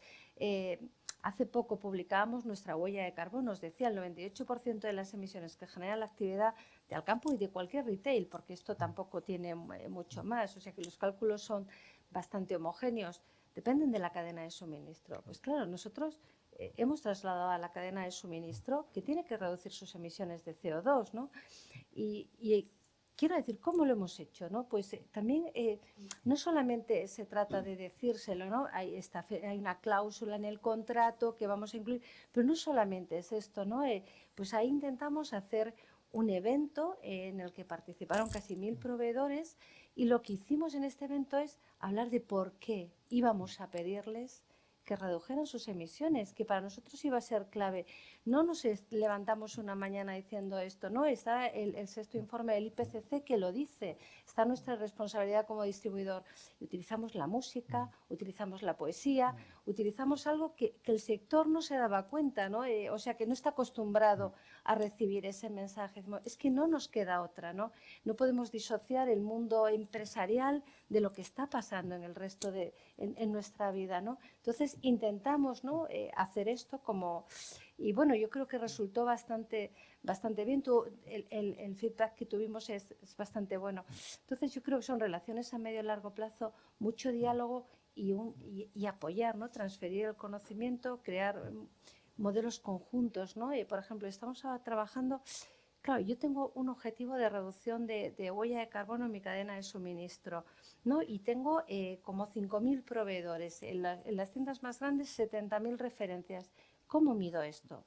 Estamos desarrollando una herramienta que nos permite medirlo, pero esa herramienta nace con el objetivo de que queremos cederla a ECOC para que tengamos una única herramienta de sector, o sea, una única, y queremos hacer algo sencillo para empezar, porque esto es un elefante enorme, complejísimo, y hay que comérselo cachito a cachito. Entonces, nace, y bueno, y nuestro director general, Américo Ribeiro, es consciente, nace sabiendo que esto hay que compartirlo, o sea, que no tiene que ser nuestra herramienta, no tiene sentido que cada retail le pida a Delia o a Beatriz que cada uno meta los datos de una forma, ¿no? Entonces, tenemos que, decía Delia que es precompetitiva la sostenibilidad, efectivamente, pero así se demuestra, ¿no? O sea, no podemos, ¿no? Que crear sistemas aislados, porque lo que avance uno nos va a beneficiar a todos, ¿no? Entonces yo creo que ese es el talante con el que hay que enfrentarse a todo esto y mucho diálogo. Eso me parece muy interesante porque ahora justo está IOSCO y con todo el tema de los estándares, que es un desmadre, o sea, al final que tengas miles de estándares. Exacto, no vas a ningún sitio, eso es. Pues lo saben porque yo defiendo esa posición de hacer, nos habla mucho de esto. Sí, de hacer solo una herramienta, ¿no? Y co-construirla, pero es muy difícil, ¿eh? También yo creo que es un poco el perfil también del español, ¿no? Mis colegas franceses son más asociacionistas, ¿no? Bueno, mi experiencia... Yo te digo, o sea, yo que he estado muchos años en el sector profesional, me decía un socio de Price de Nueva York, estuve hablando con él hace unos días, me decía, mira, esto de la sostenibilidad es perfecto para nosotros, porque el negocio que estamos haciendo entre estándares, reporting, informes... Pero que no vamos a ningún sitio. Y eso genera, no vamos a ningún sitio. Un problema pero tremendo. que nace, o sea, el trabajo que estamos haciendo nace con la vocación y somos todos conscientes de ello, de poder cederlo. O sea, yo quiero que funcione, ¿no? Y estamos haciendo pruebas. Pero es que uno de los mayores competidores que tenemos, Mercadona, en el comité de ECOC está, bueno, pues mi colega de Mercadona, y le conté, ella apoyó esta iniciativa. Y dije, bueno, cuando tenga que testarla, ya en real, ¿no? Porque estamos haciendo test todavía no en real, digo, pues es que Margarita, te voy a pedir que 2 o 3 proveedores tuyos la testen. Y ya nace diciendo, ¿qué retail soy? ¿No? Soy Alcampo, soy el Corte Inglés, soy Mercadona. Es decir, nace con esa vocación. Y es la única forma de realmente facilitar la vida, ¿no? Cada uno puede tener su cortijo, su certificación. Tenemos certificación de todo, de accesibilidad y tal, de ISO 50000, de eficiencia energética. Al final, quiero decirte, somos presas, ¿no? Víctimas de todo eso. Yo creo que hay que tener claro lo que queremos hacer, hacerlo de verdad y compartir, ¿no? Los modos de hacer. Delia, en vuestro caso, que tenéis por detrás mucha investigación, o sea, es un producto menos fácil, pero la parte final sí que es más difícil porque al final son productos, el producto de belleza, de cuidado personal. O sea, lo hablamos otro día, la pandemia fue un caos. O sea, tenía amigas que me llamaban y amigos que me llamaban. Entonces, vosotros tenéis otra cuestión, es la presión que hay en el final, tanto en las tiendas que distribuyen como en el proveedor, en el consumidor final, que tampoco pueden, digamos, ver repercutido mucho lo que pasa aguas arriba, ¿no? Entonces, ¿eso cómo lo gestionáis? Porque al final, garantizar que el usuario pueda seguir teniendo disponibilidad de los productos en un marco razonable no es fácil, ¿no? Bueno, lo que comentábamos antes, yo creo que al final la sostenibilidad debe ser una inversión, lógicamente, pero la sostenibilidad no siempre tiene que ser un esfuerzo para el consumidor, ni en términos de precio. Y ahí tenemos en L'Oréal, y ya digo, 4 divisiones, tenemos rangos de precio desde lo más democrático, podríamos decir, hasta productos de lujo. O sea, hay un rango de precio amplio donde tú vas escogiendo, y por otro lado tampoco tiene que ser un esfuerzo, y tomando un poco esto que hablábamos, ¿no? De precompetitivo, de trabajar en mejorar también esa interacción del consumidor con el producto a nivel de sostenibilidad, tampoco debería ser un esfuerzo en términos de oye, tener 300, 1500 sellos distintos, confundir, infoxicar al consumidor, ¿no? Y ahí también hay un esfuerzo también desde los departamentos de investigación y desarrollo de la compañía, primero por hacer un análisis de ciclo de vida en base a 14 factores de impacto para trabajar una puntuación, digamos, o un análisis del impacto social y medioambiental de los productos, y traducirlo en algo fácilmente masticable y entendible por el consumidor final, ¿no? Un etiquetado de impacto. Y ahí también en trabajar de la mano del sector, porque de hecho se ha creado un consorcio a nivel sector, que es el Ecobeauty Score, donde también formamos parte, pero forma parte incluso la asociación del sector, Estampa, y otras muchas compañías que forman parte de ese consorcio colaborativo y precompetitivo para trabajar en una forma de integrar ese impacto social y ambiental en un etiquetado, ¿no? Que sea fácilmente masticable. O sea, que no debe ser algo que al consumidor le cueste, ni en términos de precio ni en términos de energía. Y de hecho muchas veces, y esto lo hemos hablado también en diversos foros, el mayor enemigo de la sostenibilidad es precisamente la comodidad o el convenience o la prisa o la forma de vida que tenemos. Entonces, facilitarle la vida todo lo posible al consumidor debe ser parte de la estrategia de sostenibilidad, ¿no? Y pongo de nuevo el ejemplo del rellenado y la recarga de los productos, porque ahí evidentemente todavía no es algo que le salga al consumidor, no le sale todavía. O sea, tenemos mucho trabajo por hacer en educar y en facilitar la vida del consumidor, ¿no? Y luego una cosa que quería comentar de algo que se ha dicho antes es que una frase que creo que debemos ponernos como mantra, y más en un sitio como en el que estamos hoy, que es AFI, que es una escuela financiera, es que lo no financiero para mí ha quedado atrás, porque ya no debe ser lo no financiero. Lo no financiero es totalmente financiero, y hemos puesto ejemplos de materias primas, por ejemplo.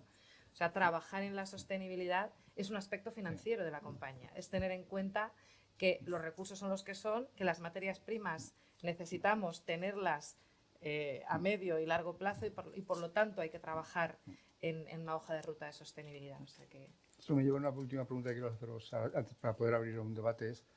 Tiene que ver que lo no financiero es que es todo.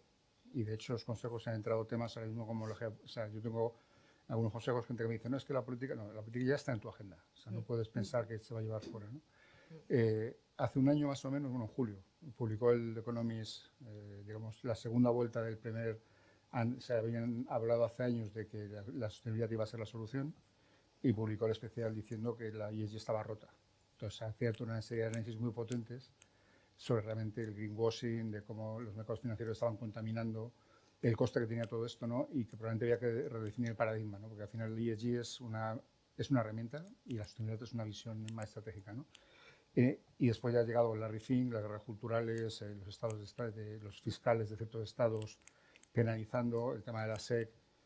Hay que conocer Estados Unidos y saber que lo que llega a la SEC tiene que pasar por lo que pasa en Delaware, que es donde están todos residenciados, ¿no? ¿Cómo veis en este momento que probablemente para muchos directivos que estaban llegando a la sostenibilidad y de pronto se encuentran que si Larry Fink que tiene que dimitir, que de pronto eso se ha convertido en un tema cultural y político? O sea, realmente, ¿cuál debe ser la posición de las empresas en este entorno tan complejo? Primero, ¿cómo valoráis el nuevo entorno, que ya no es amable? O sea, ahora ya va, como decíais, ¿no? Esto ya va de números, va de temas de geopolítica, va de aprovisionamiento, va de qué hago con mi cadena de proveedores. Y por lo tanto ya esto supone un escenario distinto que requiere debates distintos. ¿Y cómo percibís este nuevo momento? ¿En qué medida puede condicionar incluso el desarrollo de los próximos años, tanto en las compañías como en lo que son los mercados y el contexto empresarial? Y después la posición de vuestras compañías. ¿Cómo están percibiendo estos debates? Si se está poniéndose en la mesa algún tipo de consideración, pero eso, lo primero, la visión general de lo que está pasando en ese discurso, y después la visión más aterrizada a vuestro día a día y las reuniones que podéis tener con equipos directivos. Si quieres, Ana, empezamos por ti y nos comentas. Bueno, la verdad es que es una pregunta que no es fácil, ¿eh?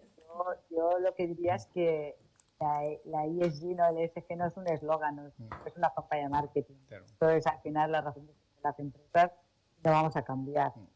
Desde luego que es cierto que la ESG no es un concepto estático, es dinámico, ¿no? Y que al final es cierto que estamos viviendo un periodo, ¿no?, de mucha reflexión en todo esto y también muy legislativo, muy regulado. Bueno, pues al final esto ha hecho lo que tú decías muy bien, Javier, ¿no?, que hay muchos stakeholders que no se creen todo esto que hay, con tanta regulación en torno a temas de ESG, ¿vale?, el tiempo para reportar esos indicadores, no hay alineamiento ni coherencia, ¿no?, en cuanto a todo lo que es el sistema de reporting, ¿no?, y esto además añade mucha burocracia, ¿no? Y desde fuera se ve que yo creo que hay una cierta percepción de muchos stakeholders que consideran que muchas empresas estamos haciendo esto, ¿no? Porque estamos forzados, ¿no?, a cumplir una legislación, y esto está generando esa desconfianza, ¿no?, que comentabas, ¿no? Y es cierto. Pero los que siempre hemos obrado de esta manera, hemos hecho las cosas, ¿no? Lo que yo decía, hacer el bien haciéndolo bien, que como decía, ¿no? Pues estamos viendo que tenemos que continuar así. Es decir, nosotros no vemos que tenemos que cambiar, ¿no? Tenemos que continuar generando esa confianza para permanecer en el tiempo. Y de hecho, fijaros un dato que es menos del 40% de las empresas viven más de 5 años. Las que permanecen son las que se transforman, y el elemento vertebrador que garantiza, ¿no?, la permanencia de las empresas es la ESG, ¿no?, a través del propósito que estamos comunicando. Entonces, nosotros lo vemos así, o al menos nuestra compañía lo ve así. Hemos vivido y continuaremos viviendo muchas crisis. Tenemos que dar respuesta a corto plazo a las crisis en cada momento. Yo creo que la más gorda, y supongo que los que estamos aquí que hemos vivido ha sido la pandemia, ¿no?, que al final nos hizo reflexionar mucho, nos hizo pasar de competir al colaborar, sobre todo, y nosotros como compañía vamos a seguir así. O sea, la ESG tiene que ser sostenible, y nace de que las compañías tenemos que ser pues competitivas, generar valor a la sociedad, y tenemos que ser un aliado para dar respuesta a los retos del planeta. Con lo cual sí, hay desconfianza, pero la tenemos que transformar. Si no, no vamos a permanecer en el tiempo. En L'Oréal, porque cada país es distinto, pero aquí nos hemos encontrado con unos debates sobre que al final eran un poquito extraños, ¿no?, sobre la protección de la mujer. Se ha instrumentalizado muchos temas, y esto en muchos directivos o equipos directivos que a lo mejor vienen de la época o visiones anteriores, de oye, mira, os hemos metido en un territorio muy complejo.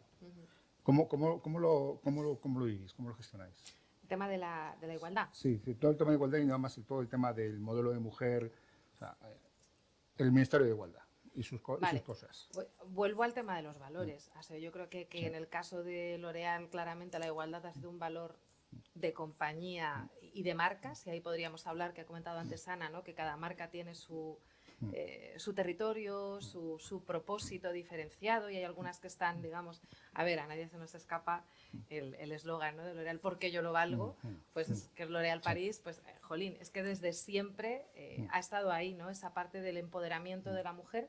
Y vuelvo a lo que decía antes con la diversidad, con igualdad te digo lo mismo, esto tiene que calar en todos los aspectos.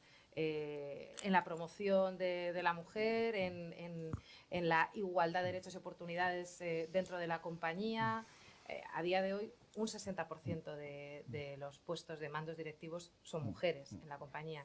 Y de hecho se está queriendo contratar a más hombres, porque es que nosotros nos damos con el caso, estamos al otro lado de la balanza, casi te diría, ¿no? Y en el comité ejecutivo es paritario en este caso. O sea, yo creo que eso es una parte, y eso se traslada a las marcas, se traslada al consumidor, y se traslada en cada decisión y en cada tema. Todo se politiza a día de hoy, hasta la sostenibilidad se está politizando, hasta pues esto, ESG, está rota, no lo creo. Creo que quizás llamémoslo como queramos, pero tiene que estar ahí, tiene que formar parte de la transformación de las compañías, porque como decía, hay un libro por ahí que es el efecto Titanic, ¿no?, que es decir, o sea, las compañías tienen que transformarse y que ver los retos antes de que estés ya dándote con el iceberg, ¿no? Y eso implica, de nuevo, que los valores estén ahí, sean parte de tu radar, y estén siempre ahí, ¿no? Flexibiliza la forma de trabajar de forma ágil con las compañías, pero con los valores en el centro siempre, y con las cosas muy claras. Te digo con igualdad y te podría decir con 1000 cosas. Las cosas se van a politizar, siempre va a haber, y más en la sociedad que vivimos, que está súper polarizada, pero yo creo que tener muy claro dónde vas, siempre, en todo momento, pero volviendo con el tema del Titanic, también ver los icebergs a tiempo para ser flexibles y aterrizarlos. Y otra cosa, perdón, es estar muy cerca del CFO, que antes hemos hablado también de esto, y en L'Oréal yo creo que también se está haciendo una transformación desde finanzas para integrar cada vez más la sostenibilidad en las propias finanzas de la compañía, y estar cada vez más cerca el CSO, o sea, sostenibilidad con finanzas. Yo, Javier, es que me ha encantado lo que ha dicho Ana, ¿no? Cuando dice, nosotros seguiremos haciendo las cosas que creemos que tenemos que hacer. Y eso me ha recordado mucho a una frase que me conecta con... Nuestro presidente siempre dice, Mamos Amigal es una compañía de 130 años de historia, tenemos un claro objetivo, tenemos un legado que dejar empresarial, económico, social, ambiental, y yo creo que estamos en un momento de superoportunidad. Hasta el contexto regulatorio me lo intento llevar muchísimas veces al contexto de oportunidad, que es que pone orden, aclara, ordena muchas cosas, da muchísimo trabajo, y creo que nosotros ahora también tenemos un rol de engagement con muchos grupos de interés, pero un rol claro de asunto público relevante en las compañías, y tenemos un rol claro de interacción y de interrelación con las administraciones locales, regionales, europeas y cada uno donde esté, y de construir. Y creo que en general construimos mucho con ellos determinadas legislaciones y demás. Cierto es que estamos en un momento de tormenta, ¿no? De tormenta, que quizá demasiada actividad, pero cuando eres, no sé, como en la vida, ¿no? Cuando eres libre y tienes claro hacia dónde vas, qué es lo que quieres dejar, y dentro de la compañía alguien que se cree el negocio, que vive y que quiere seguir hacia ello, los contextos políticos pues hay que manejarlos. Yo, Yolanda, quería preguntarle una cosa, porque al final es más como yo trabajo mucho, últimamente mucho con la agenda corporativa, ¿no? Que es donde confluye lo público y lo privado. En vuestro caso, que hasta se quiere montar supermercados, o sea, que hay un debate muy intenso.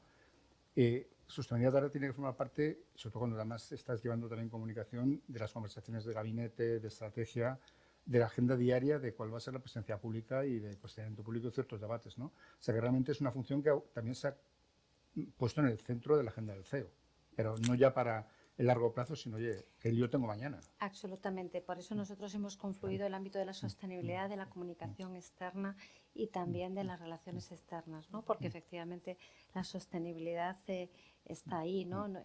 Yo creo que todo lo podemos hablar desde el punto de vista de la sostenibilidad. Yo creo sinceramente, porque el otro día hacíamos un ejercicio, ¿no?, que hacemos anualmente, análisis de riesgos, y te das cuenta lo complejo que es el mundo en el que vivimos, ¿no? Las incertidumbres tan tremendas que tenemos, ¿no? Si somos capaces de quitar las hojas que tenemos así en el corto plazo, es un poco desasosegador, ¿no? Entonces, bueno, verdaderamente entre la inteligencia artificial, ¿no?, de todo lo que se está publicando, el ámbito de la sostenibilidad, ¿no? Yo creo que vivimos una situación que es muy difícil prever, ¿no? Muy difícil, ¿no? Yo creo que el corto, medio y largo plazo han cambiado también de dimensión, ¿no? Es muy difícil plantear un medio o largo plazo, ¿no? Es fundamental, pero es complejo. Entonces somos conscientes de que tenemos que estar pendientes de todo lo que ocurra, y con nuestros valores, nuestros principios, bueno, pues ir buscando cuál es nuestro sitio en cada momento, que no es nada fácil, ¿eh? Verónica, tú que desde la visión más de mercados financieros, que al final la sostenibilidad, la nueva economía, o sea, la transformación de la economía es un negocio y va a requerir muchos recursos. ¿Tú crees que realmente los inversores, porque se habla mucho de greenwashing, de que si hay las entradas de la policía en DVS, que si los etiquetados verdes, esto, ¿tú realmente percibes que el sector financiero cree en esto porque ve que es una opción, ¿no? ¿Cómo ves el desarrollo del mercado de finanzas sostenibles y la transformación económica de la sociedad? ¿Va a recibir la guerra política pues en Estados Unidos está teniendo efectos, ¿no? ¿Tú cómo lo ves? Yo soy optimista por naturaleza y además escuchando, ¿no?, experiencias como las que estáis compartiendo esta tarde, pues me afianza ese optimismo. Mi hija está ahora mismo en Florida, así que sigo las noticias de Santis día a día, no solo en el ámbito de la sostenibilidad, sino en otros muchos ámbitos, y me genera cierto desasosiego, pero luego miro hacia Europa, hacia otros mercados, y me ilusiono de nuevo, ¿no? Creo que estamos, sin duda ninguna, en un cambio de paradigma. Todas las transiciones son complicadas. Aludía Ana en su intervención, en su definición de sostenibilidad, si no me equivoco es la de Gro Harlem Brundtland en 1987, que ya habíamos nacido muchas de nosotras, pero pero hace muchísimo tiempo, ¿no? O sea, la sostenibilidad, esa preocupación desde instancias internacionales que quizá no ha tardado mucho, ¿no?, en llegar, en calar, llevamos décadas. Ahora mismo estamos ya tangibilizándolo. Hay muchísimos estándares, muchísimas métricas, pero también se está consolidando, ¿no?, qué es lo que va funcionando, qué es lo que no. Ha sido un proceso de aprendizaje, de lo abstracto a lo más práctico. En el ámbito financiero fue, así como Larry Flynn en el 18 fue revolucionario, ¿no?, su cambio de scope de accionistas a grupos de interés. En el 2015 fue McCartney, el entonces gobernador del Banco de Inglaterra, que luego que creo que en ese momento era el chairman del Financial Stability Board. Fue un revulsivo tremendo porque ante una audiencia eminentemente financiera habló de la tragedia del horizonte, que es un paralelismo a la definición de Gro Harlem Brundtland, y fueron momentos catalizadores. Coincidió con la Agenda de París, con el Acuerdo de París, con la Agenda 2030, y creo que es un camino de no retorno. Que habrá vaivenes, que hemos sufrido cisnes negros que no nos podíamos imaginar en el 2019, ¿no? La pandemia, una guerra en territorio europeo.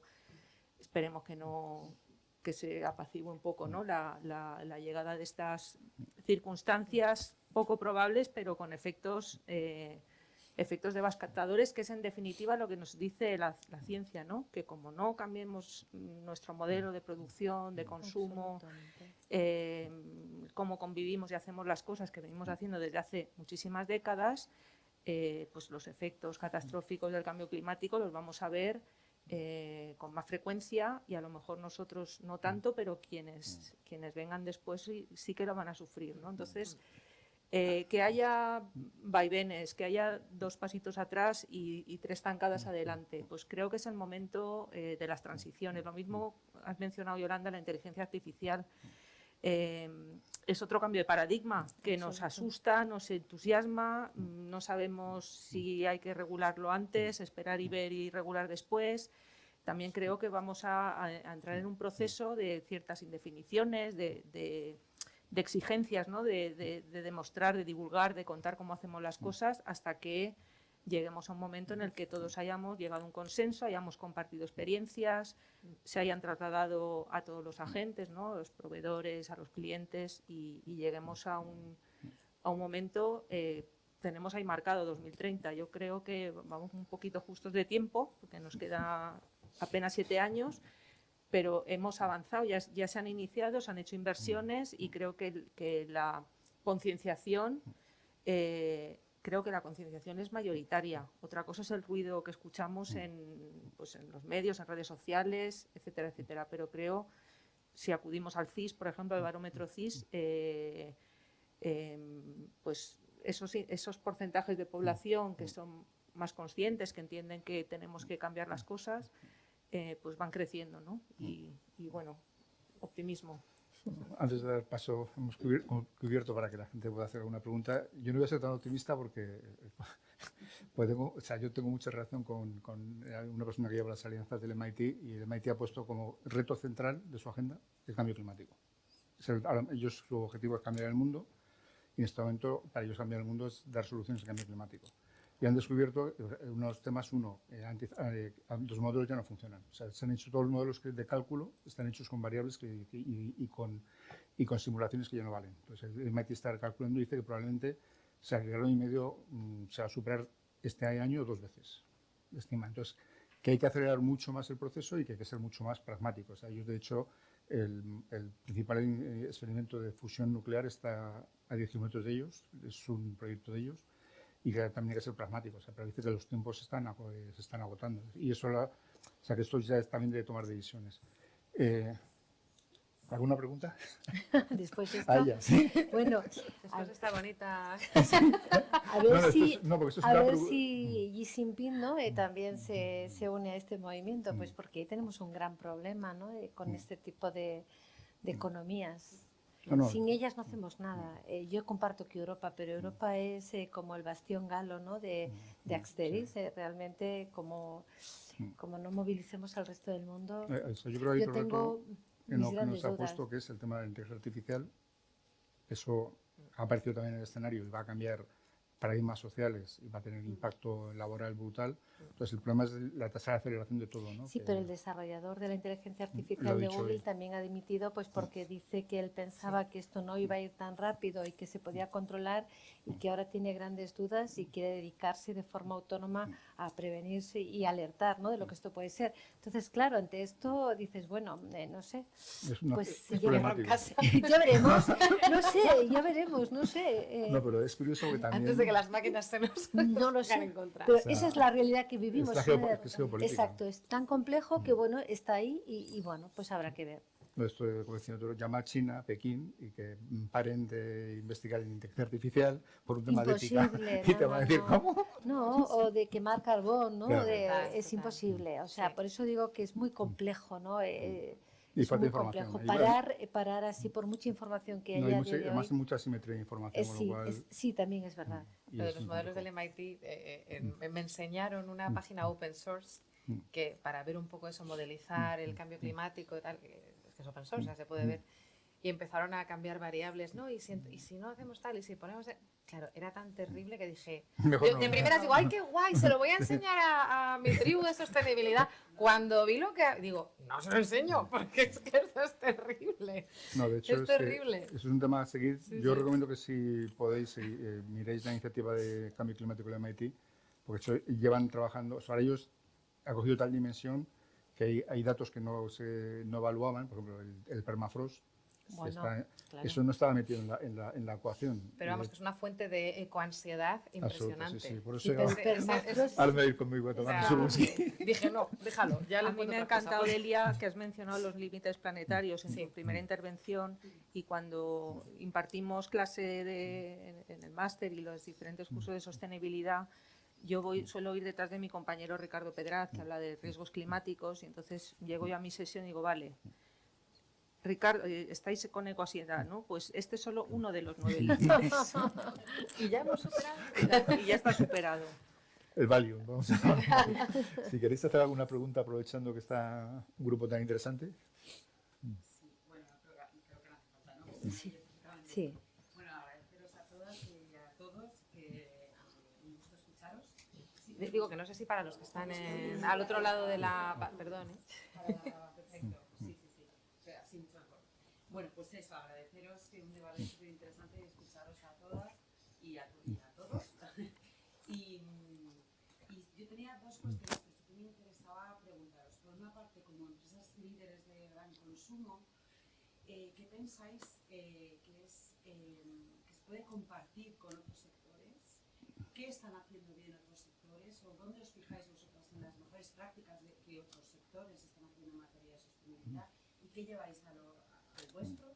¿Y qué puede ser compartible, ¿no?, entre unos y otros? Es una pregunta.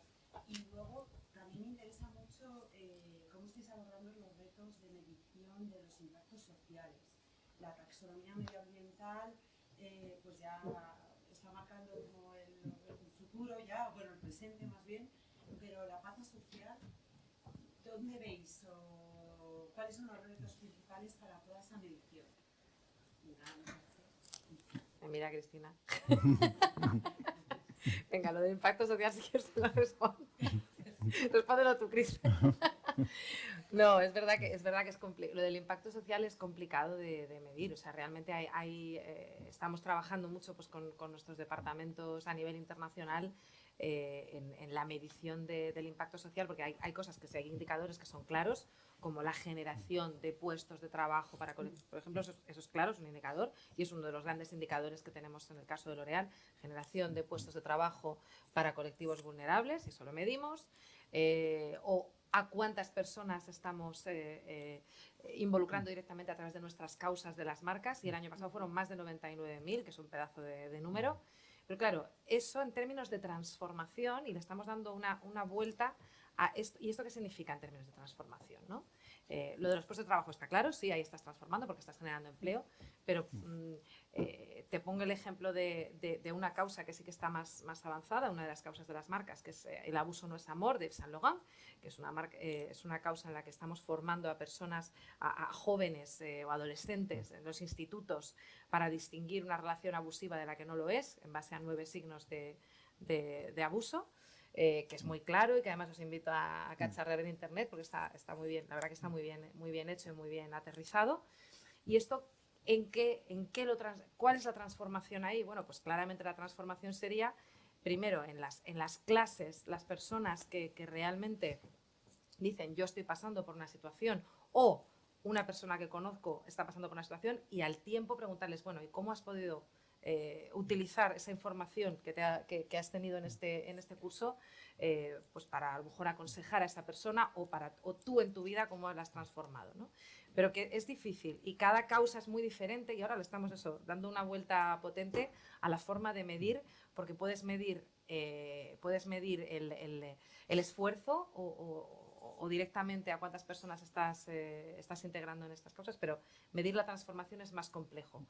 Y eso hace que la medición en general del impacto social sea francamente compleja.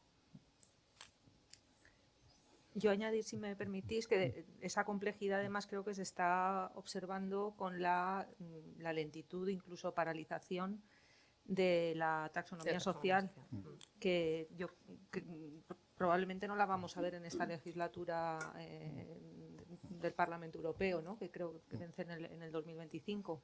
Antes mencionabais, creo que eras tú, Delia, que son aspectos que no están regulados.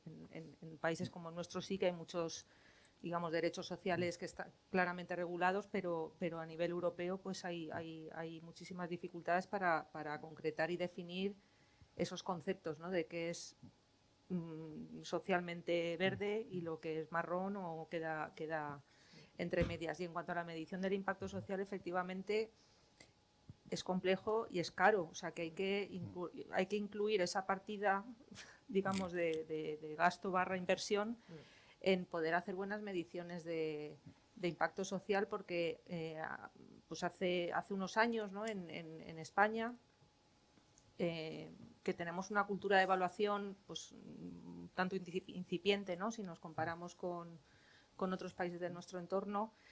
Muchas veces yo que he tenido que leer muchos informes, ¿no? de impacto social, muchos se quedaban en, pues eso, en qué he invertido, ¿no? Cuánto ha sido mi gasto en determinadas acciones. Se ha avanzado mucho en confirmar, constatar qué es lo que se ha hecho con esos recursos, ¿no? Y a cuántas personas o circunstancias, ¿no? ha llegado. Pero medir ese cambio, esa transformación que decías, pues obviamente hay que esperar un tiempo y hay que volver a acercarse a medir, y todo eso pues son recursos, ¿no? Económicos, tiempo, requiere personas. Tiempo para que se consolide, ¿no? Porque un cambio de este tipo no se hace. Y luego verificar que has sido tú la causa. Exacto, y esto es aislarlo. Hay muchas circunstancias, por tanto tampoco la conclusión a la que sacas y la medición tiene un nivel de incertidumbre muy alto. Nosotros que hemos hecho algunos ejemplos veíamos que bueno, es un tema que aún no está maduro y hay que continuar avanzando, pero es muy difícil, ¿no? Tener un dato y decir, bueno, este dato es así, no es una temperatura que tienes, ¿no? Entonces, bueno, tienes percepciones, ¿no? De que esto es así y marcas unas hipótesis, ¿no? Que las validas y a partir de esas hipótesis pues llegas a unas conclusiones, pero si cambia alguna de las hipótesis, pues cambia todo. Sí. Y sobre lo que decías del benchmark, nosotros, por ejemplo, en nuestro caso, claramente hacemos benchmark de mercado, de nuestros clientes, qué es dónde están, qué es lo que están haciendo. Tenemos como un termómetro trimestral, competencia, bebidas en general, sector gran consumo y best practice. Best practice que pueden estar en Estados Unidos o en cualquier parte del mundo, y lo compartimos con el Comité de Sostenibilidad, con el Comité Ejecutivo, porque no hay nada que sea más inspirador para alguien que decir, ostras, eso me parece una idea impresionante, cómo podemos hacerla nosotros, o fíjate cómo están abordando este reto cualquier otra empresa. Y yo, por ejemplo, me fijo en, bueno, pues me fijo en cosas de Unilever. también en temas de etiquetado, o sea, me da igual el sector, es algo que a mí me inspire y que me ayude a mover la aguja dentro de la organización. Y también lo bueno es que como tenemos los canales para hablar, pues yo a Ana Palencia le he pedido hasta que venga a sesiones con mi equipo de marketing para contarnos cómo trabajan ellos los temas en Uni. Pongo este ejemplo y dentro de otras compañías trabajamos así. ¿Por qué? Porque a mí me ayuda. Lo veo transparente y en abierto. Javier, yo si me permites, y Sí. bueno, la verdad es que es un lujo de colegas cuando oigo a la verdad es que me encanta porque llevamos tantos años trabajando juntas y sobre todo me quedo con lo que decía también Beatriz, ¿no? Y que lo hemos vivido además con las tres, que en temas de sostenibilidad se trata de compartir, no de competir, ¿no? Que también se ha ido diciendo. Y con Delia también estamos con el mismo reto, ¿no? Le decíamos, las métricas sociales son muy difíciles y también estamos. Seguramente que cuando tengamos algo lo compartiremos porque es una manera sana, ¿no? De trabajar juntos para ese futuro mejor. Pues yo quiero acabar con eso porque lamentablemente me tengo que mover a otra reunión, llevo ahí como 20 minutos de retraso y nada, os quería agradecer la invitación, también a las personas que veo, a los participantes que están ahí. Ya sabéis dónde encontrarme y estoy encantada de seguir compartiendo en estos temas tan relevantes y además tan bonitos, ¿no? Que al final tenemos la suerte de ser drivers. O sea que gracias y os dejo con un abrazo muy sostenible. Muchísimas gracias. Adiós, Ana. Adiós. Una última pregunta, creo que ya aquí el micrófono. Sí, yo tenía una pregunta. Soy Alex de la Torre de Impact Hub y a nosotros nos preocupa mucho el apoyar a las pequeñas empresas, a las pymes y startups en esa transición a sostenibilidad y pensamos que la gran empresa tiene un papel fundamental. Ha sido súper interesante escucharos y me ha gustado mucho el caso concreto de Yolanda y quería preguntar si Beatriz y ella también, o sea, ¿de qué forma estáis trabajando un poco con vuestra cadena de valor como para ayudarles en esta transición y apoyándonos? No sé también mediante una herramienta concreta o de qué forma lo estáis haciendo. Pues yo súper resumido, hace como 10 años creamos lo que hoy es un portal del proveedor y ahí empezamos a contarles oye, el camino que íbamos a marcar y a cuestiones muy básicas de pasa o no pasa que había que cumplir. Pero no lo hicimos como un requerimiento de te quedas fuera, sino ahora te voy a ayudar. Entonces montamos un programa de formación, sensibilización con Pacto Mundial de Naciones Unidas, que es quien nos acompaña en todo este viaje y lo que hacemos es luego darle un año de asesoramiento para que ellos continúen avanzando. Hoy estamos ya dando otro salto que es el Scope 3, o sea, ahora estamos ya hablando de otra dimensión y nosotros dentro de la compañía estamos montando todo el proyecto y como dato, o sea, nosotros vamos a incorporar a una persona en compras solo para gestionar todos los aspectos de sostenibilidad ESG. ¿Y qué nuevo escenario va a requerir? Bueno, pues que todo el viaje que hemos hecho, hay muchos que están o sea, los grandes están súper bien preparados. De los grandes proveedores hasta tenemos mucho que aprender. Pero de los más pequeños, medianos, con todo este camino, tenemos que seguir ayudando y seguir reforzando. Y ahora mismo pues tenemos que configurar con las nuevas exigencias de nuestros clientes y de la regulación qué es lo que les vamos a pedir en este camino. En algunos casos puede haber hasta cuestiones de cofinanciación y de innovación compartida. Estamos trabajando, por ejemplo, con proveedores en retos. Queremos lanzar retos en packaging y lo que hacemos es no trabajarlos nosotros directamente, sino implicarles a ellos desde el minuto cero. Hemos creado patentes para proveedores con esos programas de innovación, por ejemplo, terrazas para soles sostenibles, etcétera. Todo eso fue una innovación que creamos con el proveedor. Le dimos el pulso económico para que montara el negocio que necesitaba y hoy es una patente que él puede abrir, porque esto fue otro debate, pero nos lo quedamos a nosotros y dijimos, el primer año, luego hay que abrirlo a otros. Es un ejemplo, pero no estamos llegando al 100% de proveedores, o sea, esto es un camino. Y yo te voy a contar, bueno, lo primero lo tengo súper reciente porque vengo de mi Suppliers Day hoy, O sea, vengo del Día de los Proveedores, que hacemos todos los años. El año pasado no pudimos porque nos cambiamos de sede y tal, pero lo solemos hacer todos los años.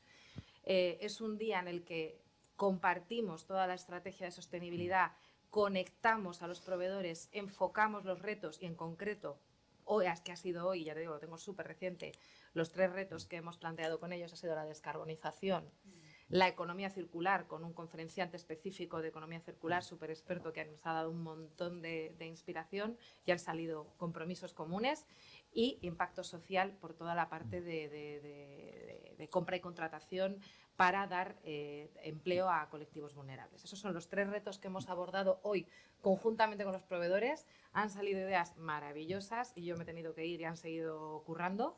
Y 2, una cosa que compartimos tú y yo también, es innovación abierta.